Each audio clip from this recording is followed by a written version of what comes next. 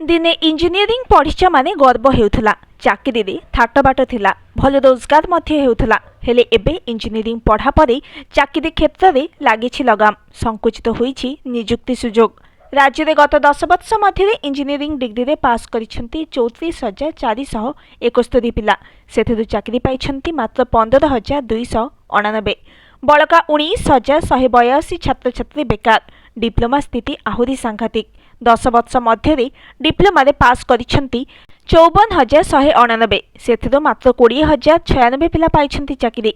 34,051 जनक पई चाकरी रो ना गंध नाही। विधानसभा विधायक पवित्र साउंतांक प्रश्न रे दक्षता विकास और वैषयिक शिक्षा मंत्री संपत स्वाई रखिथिबा एभली तथ्य चकित करिछि।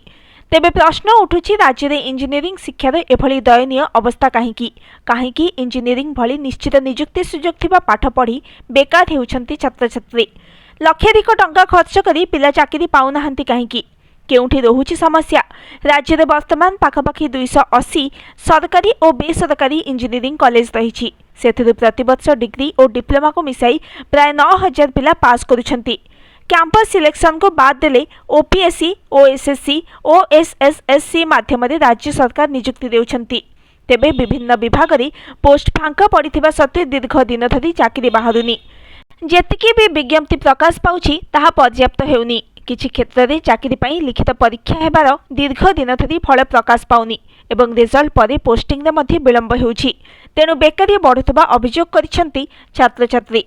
प्रति वर्ष हजार हजार पिला इंजीनियरिंग पास करुवा बेले चाकरी न पाई हताश।